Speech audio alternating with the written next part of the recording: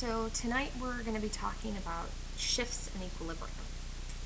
So we're going to start off with a brief summary about dynamic equilibrium and what it all means. So you remember that in our escalator example, the thing about equilibrium is that this means that the number of people going up the escalator and the number of people going down the escalator are the same. Or in terms of a reaction, we're saying that the rate of the forward and reverse reactions are equal. The number of people at the top and bottom of the escalators do not have to be the same. And what this means in a chemistry term is that the concentration or amount of reactants and products does not have to be the same. So again, it's talking about the rate of the reaction being the same, not the concentration of products to reactants. So when we're at equilibrium, we have different factors that can affect it. It exists in a very fragile state, and doing anything to the reaction can actually cause it to shift left or right. So they're in a very delicate balance. And what happens is that when the equilibrium is disrupted, the equilibrium will then have to adjust to restore the equilibrium. And the restored equilibrium position, meaning the new ratio of product to reactant, may have increased or decreased depending on the shift in the equilibrium. And so these shifts are all guided by a ruling principle called Le Chatelier's principle. And so Le Chatelier's principle states that if a stress is applied to a system in dynamic equilibrium, the system will change in a way that relieves the stress. So we are going to try and relieve the stress. The following conditions are known to affect equilibrium: changes in concentration, changes in temperature, and changes in pressure.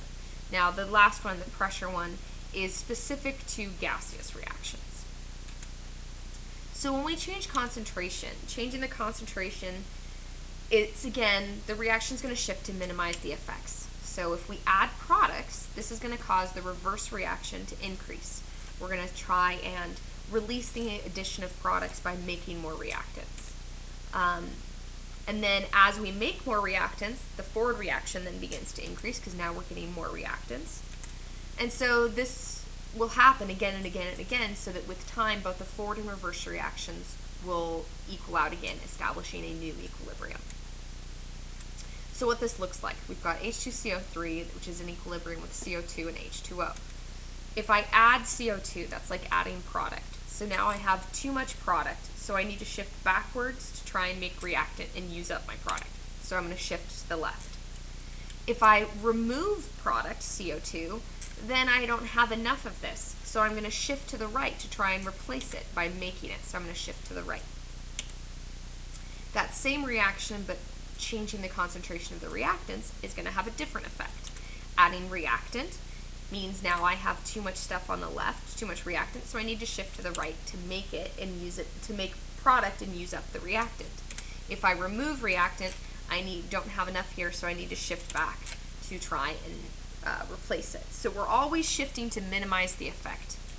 And so adding reactant in a general sense, adding reactant shifts it to the right, adding product shifts it to the left, removing reactant shifts it to the left, and removing product shifts it to the right.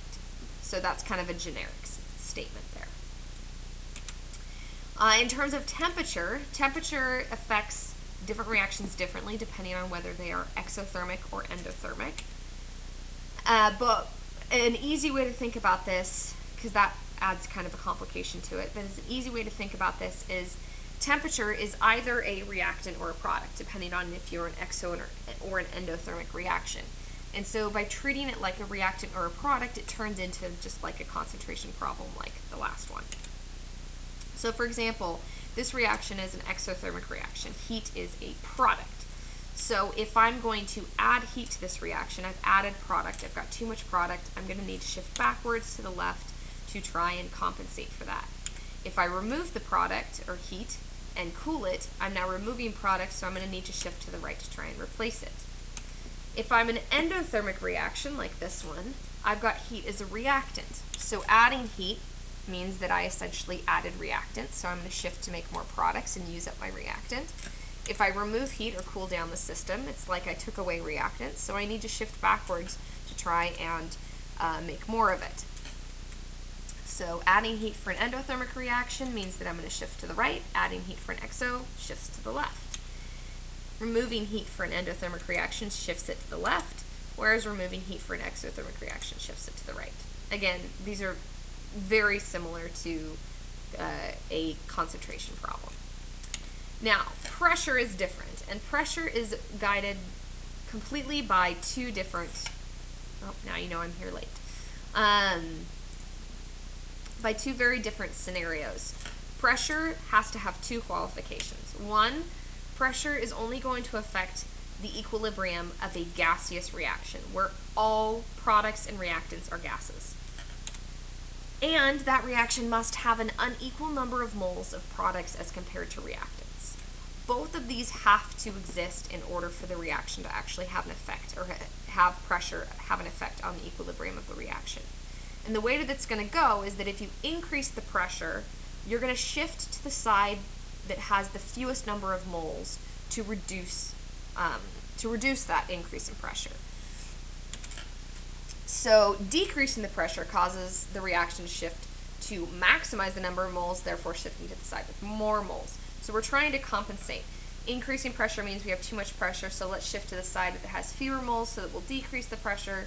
And if we decrease the pressure, we don't have enough, so we're going to shift to the side with most moles, because that would mean more particles that could increase the pressure and cause, because remember, this is gaseous, so it could cause a vapor pressure.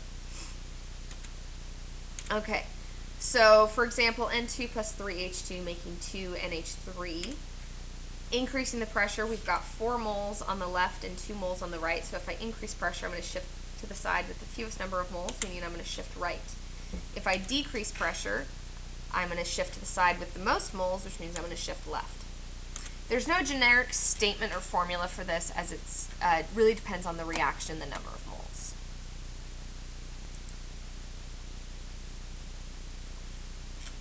So there is no generic formula. You just really have to look at the reaction that you're looking at and think about the fact that an increase in pressure shifts in the direction with fewest moles, and a decrease in pressure shifts in the direction with the most moles.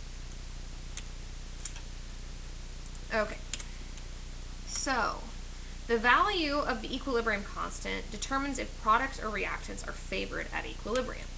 So if KEQ is greater than 1, then we favor the products. If KEQ is less than 1, we favor the reactants. And what it means, if you're favored, that means that that's the side of the reaction that is more predominant in the equilibrium. Okay, so let's look at some practice problems. Calculate the KEQ, or the equilibrium expression, or constant, for a 1 liter mixture of gas at 10 degrees Celsius at equilibrium with 0.0045 moles of N2O4 and 0.030 moles of NO2. And so the reaction is N2O4 is in equilibrium with 2 NO2.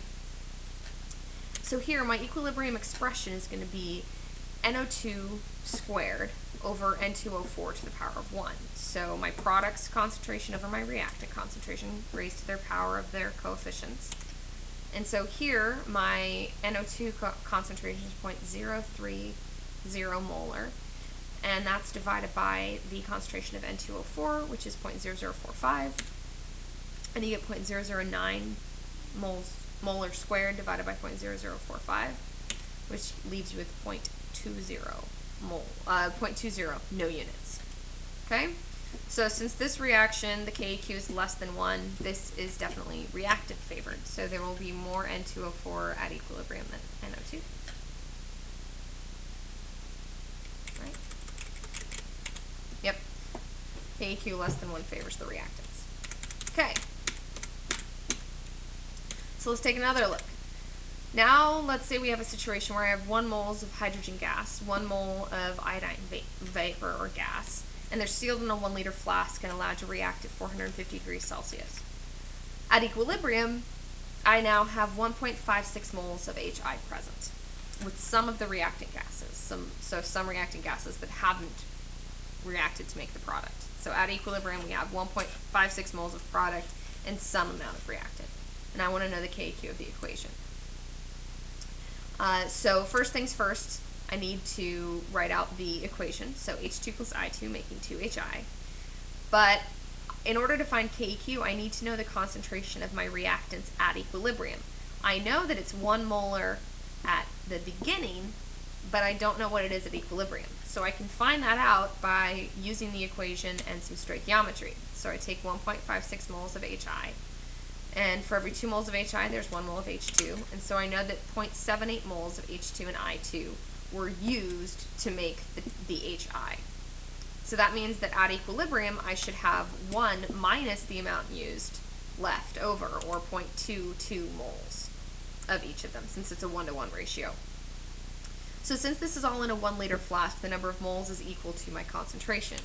So when I go to try to calculate the concentration of my reactants are 0.22 molar, and my product is still the 1.56 molar. So my KEQ is going to be my products over my reactants, so the 1.56 molar squared divided by the 0.22 molar times 0.22 molar, which gives you 2.4336 molar divided by 0.0484 molar, both squared, and you end up with 15. So this reaction is very much so product favored, based on an equilibrium much greater than 1. And so we can apply this also to problems where I ask you to solve for something else. Let's say I give you the reaction of bromine chloride at equilibrium, and I tell you how much reactant I have, and I tell you the volume of the container, and then I give you the equilibrium constant. You can then find the concentration of the bromine chloride. So it says 2 BrCl is decomposing into Br2 and Cl2. So my KEQ, the 11.1, is going to be equal to the concentration of my products over the concentration of my reactant. So Br2 to the 1 times Cl2 to the 1 over BrCl raised to the power of 2. So I've got 4 molar. So I can rearrange this because I'm trying to find the concentration of the bromine chloride. So multiply by bromine chloride and divide by 11.1 gives me the concentration of my reactants over 11.1, which gives me 16 molar squared divided by 11.1, which is 1.45 molar squared. Now, I want to find the concentration, not the concentration squared. So the concentration is going to be equal to the square root of 1.25 molar squared, which is equal to 1.2 molar. So that's the concentration of my bromine chloride. So just like we could solve for anything in Q equals MC delta T, you can solve really for any of the concentrations or the KEQ in these types of reactions. So we're going to do some practice tomorrow about this, and come prepared to go over this and teach it to me so that you are ready to practice. Thanks, guys. Have a good night.